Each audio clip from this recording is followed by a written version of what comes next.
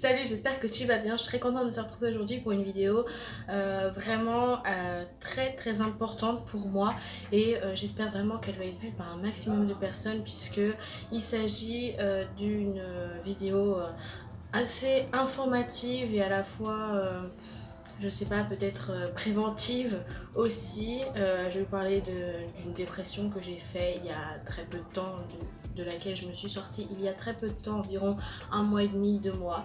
Et je me suis dit ce serait sympa de vous en parler et de savoir un petit peu mon histoire, sans trop de détails bien évidemment, parce que je considère quand même que ça reste dans un cadre privé de ma vie personnelle. Mais voilà, je vais vous raconter comment je m'en suis sortie tout simplement. Donc j'espère que cette vidéo va toucher un maximum de personnes et qu'elle va pouvoir aider certains d'entre vous peut-être à vous en sortir. Et je vais parler aujourd'hui à titre personnel, donc voilà, sachez que je suis ni psychologue, ni thérapeute, ni rien du tout. Voilà, je vais parler de moi, de ma propre expérience. Donc vraiment, si vous avez la possibilité d'aller voir un psychologue ou quelqu'un de spécialisé à ce sujet-là, n'hésitez surtout pas. Voilà, je tenais à mettre des grands panneaux attention quand même. C'est pas un sujet anodin, voilà, tout simplement. C'est quelque chose de très grave, une dépression je trouve, et j'ai vécu la mienne cachée, donc je vais vous en parler en 10 points dans cette vidéo. Donc je vous souhaite un très bon visionnage et c'est parti. Le premier point, c'est mon histoire sans trop de détails. Une dépression, je pense que c'est propre à chacun, mais moi personnellement elle a été déclenchée par un trop plein d'émotions en fait. J'ai eu beaucoup d'informations sur la longue durée et ça m'a déclenché une dépression au fur et à mesure que je ne, que je ne savais pas en fait, tout simplement je me rendais pas compte ou alors je voulais pas me l'avouer, mais j'ai dû vivre cette dépression cachée pour pas paraître comme une victime aux yeux des personnes ou des éléments qui étaient la cause de cette dépression, et je voulais pas que tout le monde voilà, vienne sur moi, enfin voilà, paraître en tant que victime, c'est vraiment quelque chose que je refusais.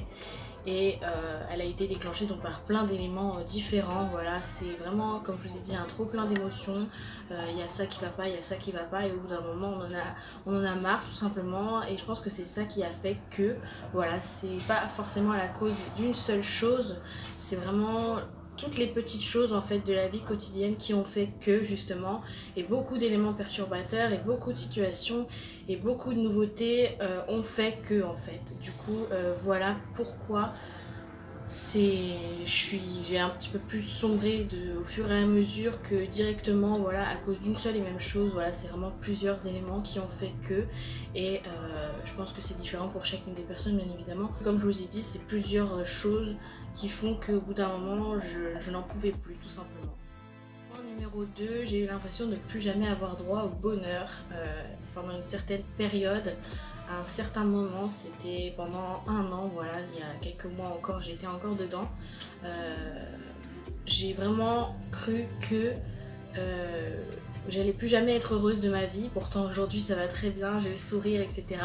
Mais pendant une certaine période, j'ai vraiment cru que j'allais plus jamais avoir droit de rire, de sourire, d'être heureuse tout simplement.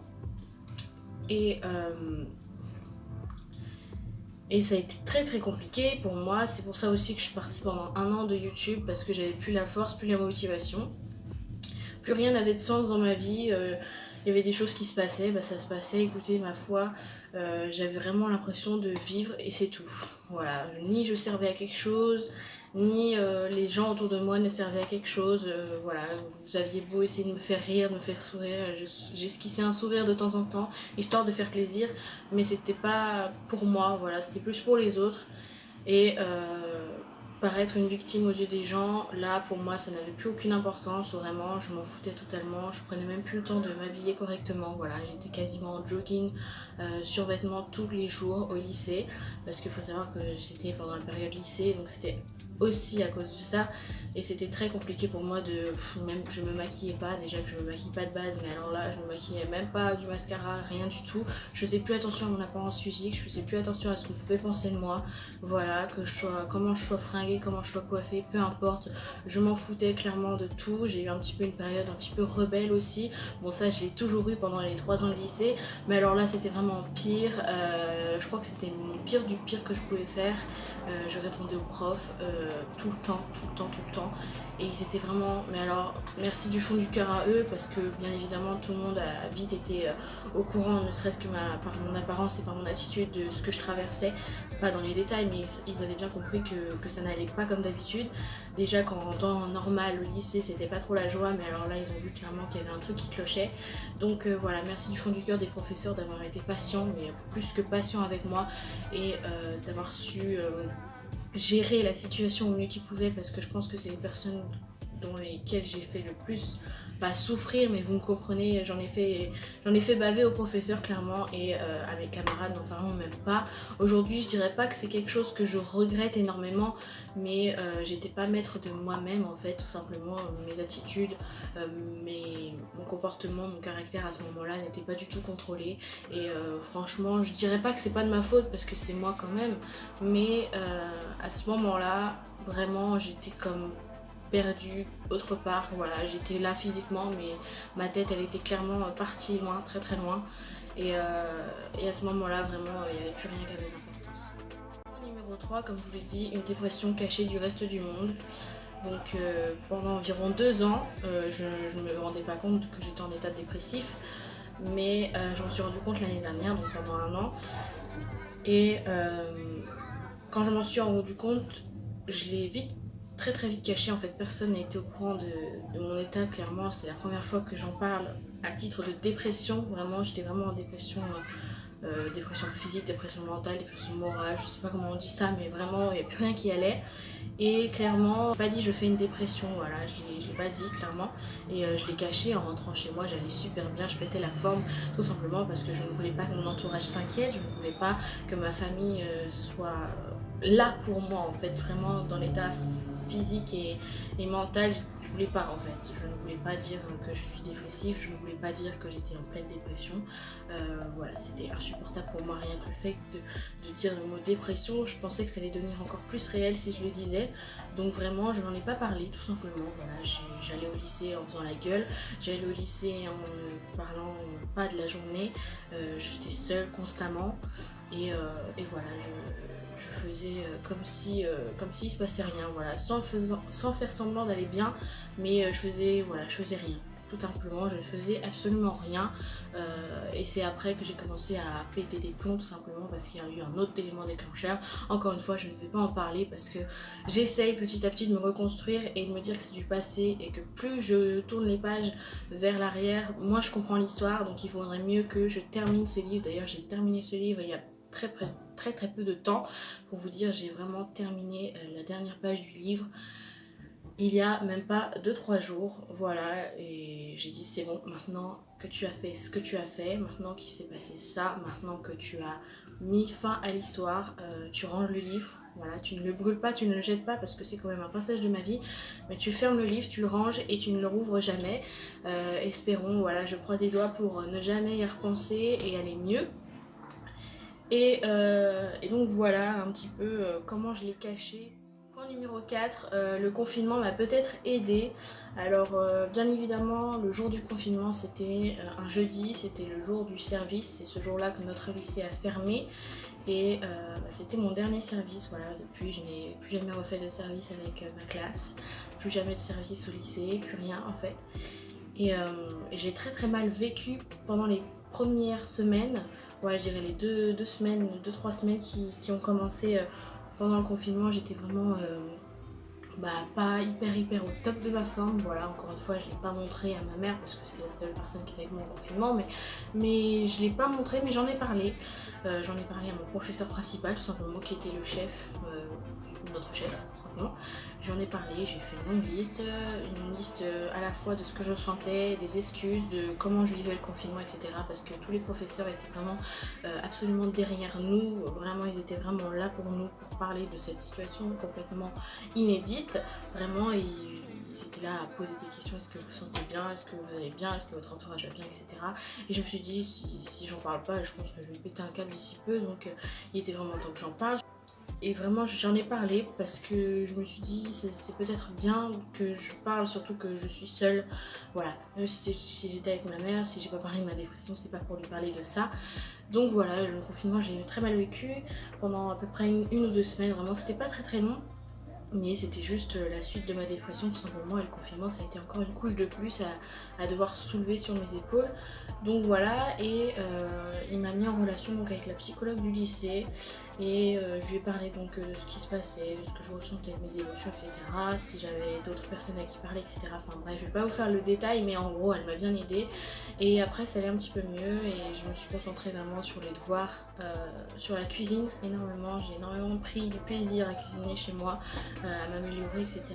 Et pour moi, j'étais en tête qu'on allait pouvoir passer des épreuves du bac, on allait retourner au lycée très très vite, et le confinement a duré 1 semaine, 2 semaines, 3 semaines, 4 semaines, et là j'ai compris qu'en fait le lycée je le reverrai probablement jamais, et ça a été un petit peu une couche de plus, mais je l'ai pas mal vécu, je l'ai pas mal pris parce que je m'en doutais, et au bout de 2 mois, voilà, on était à peu près sûr qu'on n'allait pas pouvoir retourner au lycée, et que ce serait que à la rentrée, et qu'on n'allait pas passer les épreuves du bac.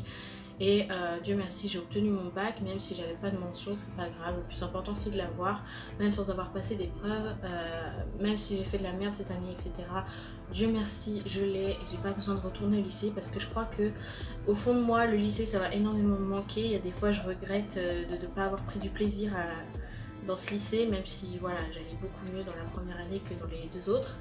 Mais j'ai quand même pris un certain plaisir à être en cours, à rigoler, à vivre certaines situations au lycée, et à partager certains moments. Voilà, donc je regrette pas vraiment, je regrette carrément rien du tout, même si j'ai fini par être en dépression, je regrette pas voilà, d'avoir été dans ce lycée et d'avoir vécu certaines choses. Et il y a des fois aussi où je me dis bah heureusement que j'y retourne pas, parce que peut-être que ça aurait déclenché quelque chose de nouveau, peut-être que j'aurais encore mal vécu, etc. Et voilà, je suis quand même contente de pouvoir enfin aller vers le monde du travail, et ça c'est un petit soulagement en plus dans ma vie, et j'étais quand même semi-contente de l'apprendre, on va dire. 5e point, il y a des jours avec, il y a des jours sans. Je vais pas vous cacher que ma vie n'est pas toujours toute belle, toute rose, avec des paillettes, etc., des licornes et tout ce que vous voulez. Mais je vais mieux, je vais même beaucoup mieux, mais comme je vous l'ai dit, il y a des jours avec et il y a des jours sans. Heureusement pour moi, les jours sans se font très rares, de plus en plus, même si parfois il y a un élément qui me rappelle ce que j'ai vécu ou qui me remet carrément dedans. Je me dis, t'as réussi à te sortir de là, donc il faut que t'avances. Donc je pleure un bon coup, je fais une bonne crise, seule encore une fois, et le lendemain ça va beaucoup mieux, surtout que la plupart du temps c'est le soir, donc je dors, je me repose, et le lendemain ça va toujours mieux, donc voilà, je fais avec. Point numéro 6, qui rejoint un petit peu le précédent point, j'ai parfois peur de sombrer à nouveau. Il y a des jours où je me dis c'est bon, c'est fini, je vais retomber dedans. Je pense que c'est pas facile. C'est même carrément difficile de se dire peut-être que tu vas replonger demain sans savoir pourquoi alors que tu n'en as pas envie. Mais je pense que c'est un état tellement compliqué et complexe, la dépression, qu'on ne peut pas le contrôler. Vraiment, ça tombe dessus comme ça, au moment où tu t'y attends parfois le moins. Parfois tu le vois venir et tu te dis bah, il est temps de m'en charger pour essayer de faire au mieux. Mais des fois on ne le contrôle pas, et c'est ce qui m'est arrivé. C'est arrivé comme ça, sans prévenir, et je me suis rendu compte, et là c'était déjà la fin. Donc voilà, mais j'essaie de m'en sortir comme je peux. Point numéro 7, c'est un combat de tous les jours, et ne faites pas la même erreur que moi, il faut en parler. C'est comme le harcèlement, il faut en parler. La dépression c'est pareil, ou du moins des états de dépression, ou des moments dépressifs que vous avez, ou peu importe le problème que vous avez, il faut en parler, c'est très important. Moi je l'ai caché, et j'ai réussi à le cacher et à quand même en vivre, mais il y a des gens qui ne supportent pas, et qui malheureusement ont trop en fait, qui en ont vraiment trop marre, qui n'en peuvent plus, et qui, vous avez compris, en viennent au pire. Donc voilà, c'est pour ça qu'il faut en parler, même si vous vous dites je vais y arriver, je vais contrôler, tout va bien se passer, je vais réussir à m'en sortir, etc. Vous ne pouvez pas savoir ce qui va se passer demain, et il faut vraiment en parler. Et je pense que vous avez la possibilité, il y a de plus en plus de psychologues, etc. Qui permettent ce genre de choses, donc vraiment il faut vraiment en parler, c'est très important. Numéro 8, parfois je vais dans ma salle de bain, je fais couler un bain, et je m'allonge complètement dans le noir, dans mon bain, en écoutant de la musique triste.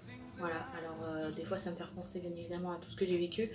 Je pleure un bon coup, et après ça va mieux. Voilà, donc essayez de faire des choses qui vous relaxent. Pleurer, c'est vraiment extérioriser ce qu'on ressent. Donc voilà, et je sais pas, lisez un livre, mettez-vous dans un petit coin cosy, ou alors sortez, faites une sortie, je ne sais pas, promenez-vous, faites ce que vous voulez qui vous détende et qui vous mette à l'aise, et pleurez un bon coup, ça fait du bien. Point numéro 9, j'essaye de sourire le plus possible. Je prends de plus en plus de photos où je souris énormément, même quand je suis dans la rue toute seule, je souris, d'habitude je suis comme ça. Bah là j'essaye de donner une image de moi que les gens peuvent percevoir dans la rue, de quelqu'un qui est joyeux, voilà, parce que les gens joyeux au jour d'aujourd'hui c'est vraiment très très rare. Je trouve que les gens font toujours la gueule et moi n'en parlons pas, donc j'essaie de sourire le plus possible, même autour de moi je souris, je suis heureuse, je suis contente, je suis épanouie. Donc voilà, c'est très important de sourire, même quand on va mal, le sourire redonne un petit peu de gaieté au corps et ça repousse un petit peu aussi. Et des fois, vous regardez dans le miroir et vous avez juste une envie, c'est de sourire à vous-même, de sourire à votre reflet, voilà. Essayez de lui dire que vous êtes heureuse, essayez de lui dire que vous allez bien et que vous allez vous en sortir et tout ira bien. Point numéro 10, et ce sera le dernier point, pleurer ne veut pas dire être faible. Et je vais vous parler de mon hypersensibilité. J'ai même écrit la définition correcte de l'hypersensibilité pour que vous compreniez un petit peu ce que c'est, et je vous demanderai de ne pas émettre de jugement sur tout ce que je viens de vous dire et sur ce sujet-là particulièrement.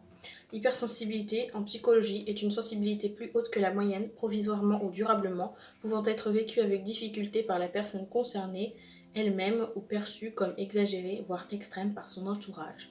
J'ai commencé par me poser des questions à ce sujet, regarder sur internet, demander autour de moi s'ils savaient ce que c'était, s'ils en avaient entendu parler, s'ils connaissaient des personnes même qui étaient atteintes de ça, qui connaissaient ça, qui vivaient ça ou ce genre de choses.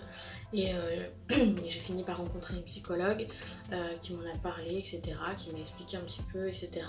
Et tous les tests que j'ai pu faire sur internet, j'en ai fait je ne sais pas combien, et tous les tests étaient à peu près tous pareils, mais il y a certaines questions qui revenaient, il y en a qui revenaient pas, il y en a eu des nouvelles et d'autres qui étaient complètement différents. Ils avaient tous quasiment le même résultat, c'était que j'étais atteinte d'hypersensibilité. J'ai fini par voir une psychologue et elle m'en a parlé, etc. Elle a dit exactement pareil, je lui ai dit ce que je ressentais, elle m'a posé des questions, etc. Et je lui ai donné des réponses qui qualifiaient mon hypersensibilité, etc. Et il se trouve qu'une autre personne de ma famille très très proche de moi est aussi hypersensible, c'est tout simplement ma mère. Donc je me dis peut-être que c'est ça aussi qui fait que. Et voilà, c'était la dernière chose que je voulais vous dire. L'hypersensibilité, voilà, ça peut arriver à n'importe qui. C'est pas vraiment une maladie, je trouve. Et c'est pas parce qu'on est hypersensible qu'on se doit d'aller mal en fait. C'est juste qu'on perçoit les choses d'une façon différente, qu'on a des émotions peut-être beaucoup plus élevées, beaucoup plus extrêmes que certaines personnes, qu'on ressent les choses différemment. Et voilà, je voulais juste vous dire ça, et que si vous êtes atteint de ça, bah, c'est rien du tout, voilà, c'est pas grave, c'est juste que voilà, si vous avez certaines questions, si vous avez certains doutes à ce sujet, bah, je vous conseille d'aller consulter un psychologue qui vous en parle tout simplement. Après, je ne sais pas trop qui vous pouvez aller voir pour en parler. Moi, j'ai demandé autour de moi, etc. Donc voilà, mais c'est aussi pour vous donner tout mon soutien et vous dire que quoi qu'il arrive, essayez d'aller bien. Je sais que c'est pas évident, j'en suis la preuve aujourd'hui. J'ai passé 2 ans et demi de ma vie à me demander ce qui n'allait pas chez moi et finir par une dépression tout simplement. Donc voilà, essayez de sourire un maximum, de parler aux gens si ça va pas, et de vous confier à une personne d'une extrême confiance qui ne vous jugera pas et qui saura vous écouter tout simplement. Donc voilà, j'espère que cette vidéo vous aura plu.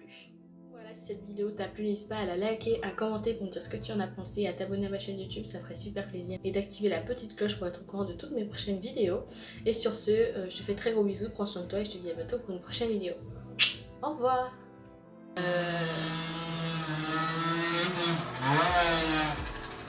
Merci. C'est pas vrai.